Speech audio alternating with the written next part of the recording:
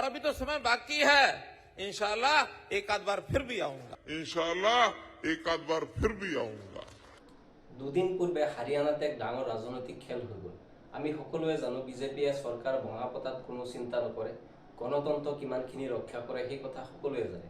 Manohar Lal Khattar CM আছিলে হাৰিয়ানাৰ, কিন্তু দুদিন পূৰ্বে মনোহৰ লাল খট্টৰক CM পদৰ পৰা নাইকিয়া কৰি দিয়া হ'ল।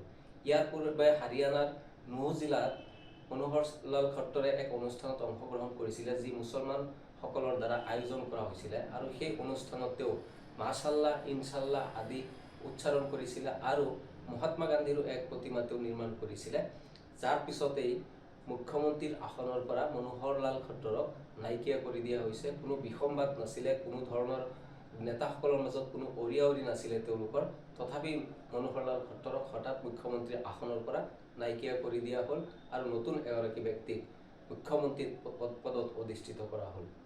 ইয়াৰ জৰিয়তে তেওঁলোকে আগন্তুক নিৰ্বাচনত এক বিশেষ মাইণ্ড গেম খেলিবলৈ আৰম্ভ কৰিব। যিগৰাকী নেতাক এতিয়া মুখ্যমন্ত্ৰীৰ আসনত বহোৱা হৈছে, সেইগৰাকী নেতা এটা সময়ত বিজেপিৰ কাৰ্যালয়ৰ ৰখীয়া আছিলে, অৰ্থাৎ চকীদাৰ আছিলে। তেনে এগৰাকী নেতাক এতিয়া বিজেপিয়ে হাৰিয়ানাৰ মুখ্যমন্ত্ৰী পদত অধিষ্ঠিত কৰিছে।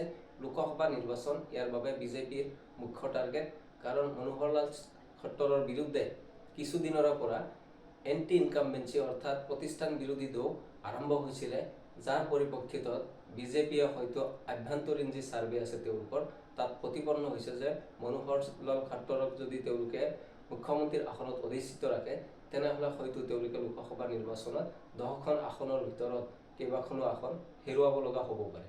কিন্তু খট্টৰৰ যেতিয়া মুখ্যমন্ত্ৰী পদৰ পৰা অপসাৰণ কৰা হ'ল, তাৰ লগে লগে এই ধৰণৰ আলোচনা আৰম্ভ হ'ল যে তেওঁ উক্ত এলেকাত বা উক্ত নুহ জিলাৰ উক্ত অনুষ্ঠানত ইনশাল্লাহ শব্দ উচ্চাৰণ কৰাৰ কাৰণেই মুখ্যমন্ত্ৰী পদৰ পৰা নাইকিয়া কৰি দিয়া হৈছে নেকি।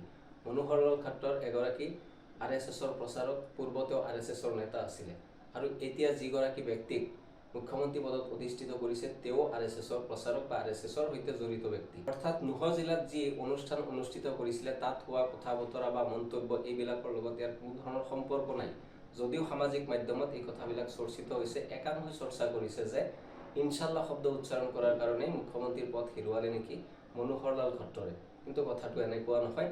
আগন্তুক দিনত তেওঁলোকে এতিয়া যেনেকৈ নৰেন্দ্ৰ মোদীক চাৱালা বুলি তেওঁলোকে প্ৰচাৰ কৰি গোটেই দেশৰ ৰাইজক এক ধৰণৰ আৱেগৰ সৃষ্টি কৰিছিলে, ঠিক তেনেদৰে এতিয়া হাৰিয়ানাত উক্ত ব্যক্তিগৰাকীক, নতুন নেতাগৰাকীক তেওঁলোকে যিগৰাকীক মুখ্যমন্ত্ৰী পাতিছে, তেওঁ বিজেপিৰ কাৰ্যালয়ৰ ৰখীয়া আছিল বুলি এতিয়া প্ৰচাৰ চলাব যে বিজেপিত এগৰাকী ৰখীয়া চকীদাৰ বা অতি নিম্ন পৰ্যায়ত কাম কৰা লোকো আহি মুখ্যমন্ত্ৰী হ'ব পাৰে। এনেধৰণৰ এক মাইণ্ড গেম খেলাৰ কাৰণে হয়তো বিজেপিয়ে এই ধৰণে হঠাৎ চৰকাৰ সলনি কৰি দিলে। বিগত সময়ত মনোহৰ লাল খট্টৰক অতি চাই যিসকলকে ভোটদান কৰিছিলে, যিসকলে নিৰ্বাচিত কৰিছিলে মুখ্যমন্ত্ৰী হিচাপে, সেইসকল লোকৰ অনুভূতি কি, সেইসকল লোকৰ ৰায় কি, এইবিলাক বিজেপিয়ে চিন্তা নকৰে। কাৰণ ইয়াৰ পূৰ্বেও আমি দেখিছোঁ বিভিন্ন ৰাজ্যত তেওঁলোকে চৰকাৰ সলনি কৰি দিছে, বিধায়ক কিনা বেচা কৰি তেওঁলোকে চৰকাৰ ভাঙি দিছে। গতিকে তেওঁলোকৰ নিৰ্বাচনী সুবিধা আদায় কৰাটোৱেই মেইন লক্ষ্য। বাকী গণতন্ত্ৰবিলাক যি আছে, লোকতন্ত্ৰ যি আছে, গণতন্ত্ৰৰ যি মৰ্যাদা আছে, সেয়া যিমান হানি হওক তাত কোনো ধৰণৰ তেওঁলোকৰ চিন্তা নাই, কোনো ধৰণৰ ভুলবমুৱা সেইবিলাকক লৈ নাই।